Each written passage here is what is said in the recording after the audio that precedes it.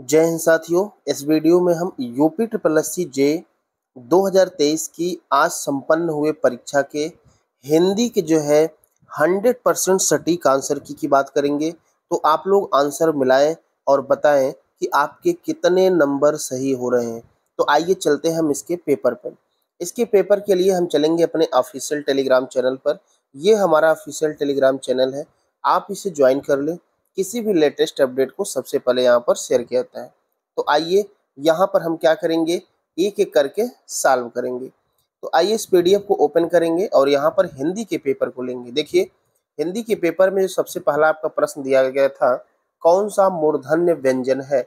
इसका सही आंसर आपका ड और ढ जो होगा मूर्धन्य व्यंजन होगा। यहाँ पर हम आपको डिटेल नहीं बात करेंगे, हम सिर्फ आंसर की बात करेंगे। आप मिलाइए, डिटेल तो हम लोग पढ़ते ही हैं। नाम धातु क्रिया का प्रयोग किस वाक्य में किया गया है, इसमें पूछा गया है। यहाँ पर ए वाला ऑप्शन सही होगा। जो हाथ से हथियाना बनाया गया है, उसने मेरी संपत्ति हथिया ली, यहाँ पर नाम धातु क्रिया है। ठीक है, बाकी ये बनवाया और करवाया ये प्रेरणार्थक क्रिया है, और खाकर सो गया है परोपकालिक क्रिया है। तो सही आंसर इसका पहला होगा। बिना जल्दी चलिया एक वाक्य जो होता है उसमें जो कर्ता होता है उद्देश्य होता है, क्रिया विधेय होता है, और विधेय के साथ जो आता है उसे विधेय का विस्तारण कहते हैं। तो सही आंसर आपका डी हो जाएगा, जल्दी। आगे देखिए, कौन सा सुमित्रानंदन पंत की कृति नहीं है। तो यहाँ पर जो कुरुक्षेत्र दिख रहा है, ये रामधारी सिंह दिनकर की पंक्ति कृति है। तो सही आंसर पहला होगा। बाकी वीणा, स्वर्णधूल, पल्लव, ये सब सुमित्रानंदन पंतन की कृति है। अगला दिया गया है, संयुक्त वाक्य की पहचान क्या होती है। तो देखिए, पांचवे का जो आपका सही आंसर होगा वो होगा डी कहेंगे। एक प्रधान और एक समानाधिकरण उपवाक्य होते हैं, और दोनों उपवाक्य आपस में स्वतंत्र होते हुए किसी योजक चिन्ह से जुड़े होते हैं। अगला दिया गया है, जिस क्रिया से सूचित होने वाला व्यापार कर्ता करे और उसका फल कर्ता पर ही पड़े, तो उसे कौन सा क्रिया करते हैं, अकर्मक क्रिया करते हैं। जब उसका फल जो है किस पर कर्म में पड़ जाता है तो उसे सकर्मक कहा जाता है। तो सही आंसर छठवां का पहला हो जाएगा। के लिए किसका कारक है, आप लोग पढ़ते हैं, संप्रदान कारक होगा। सही आंसर आपका पहला होगा। आठवें प्रश्न की तरफ चलते हैं। आठवां प्रश्न यहाँ पर दिया गया है, किस अलंकार में शब्द का प्रयोग एक ही बार किया जाता है।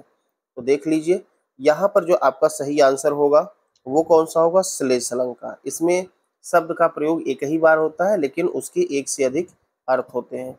अगला यहाँ पर 9 नंबर है, कौन सा पत्र औपचारिक पत्र नहीं है। औपचारिक मतलब अनौपचारिक पत्र है। तो देखिए, जो ऑफिस के लिए नहीं लिखा जाता है अनौपचारिक होता है।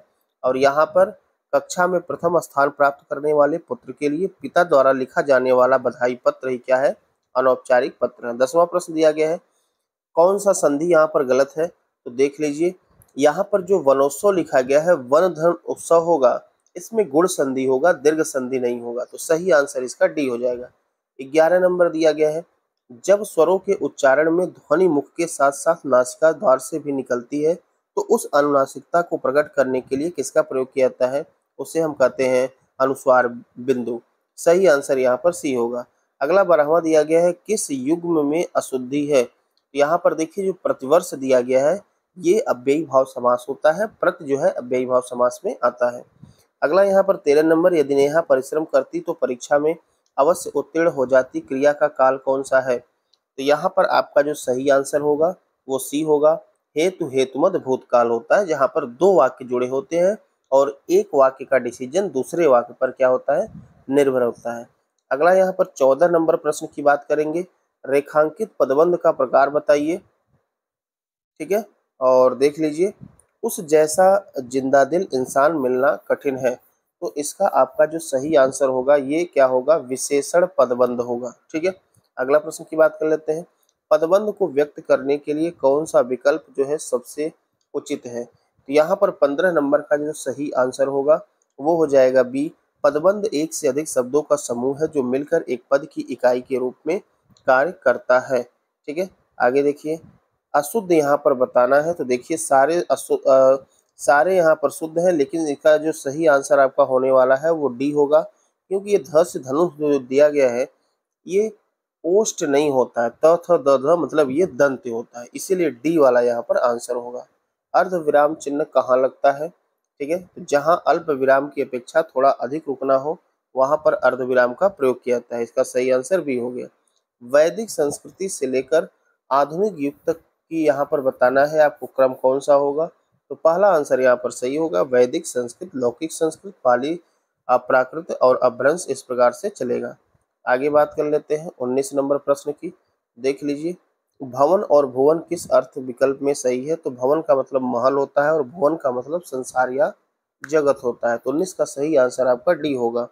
20 का देख लीजिए, विलोम रूप किसका शुद्ध नहीं है। देखिए, संधि का विलोम समास नहीं होता है, संधि का जो है विग्रह होता है या विच्छेद होता है और समास का विलोम होता है व्यास। तो इसीलिए सही आंसर सी हो जाएगा। किस विकल्प में सभी शब्द पर्यायवाची हैं। तो पहला सही है, सतीश, शंकर, महेश्वर, शिव, ये सारे शंकर जी के पर्यायवाची हैं। अकर्मक धातुओं से बनने वाला और सदैव एक वचन पुल्लिंग और अन्य पुरुष की क्रिया वाला वाच्य कौन सा होता है। तो यह होता है आपका भाववाच्य। सही आंसर यहाँ पर आपको सी देखने को मिलेगा। शब्दों आदि के अंत में जुड़कर शब्दों के अर्थ में विशेषता लाने वाले शब्दांश क्या कहे जाते हैं। तो आदि का मतलब प्रारंभ होता है, उसे उपसर्ग कहते हैं। तो सही आंसर यहाँ पर बी हो जाएगा।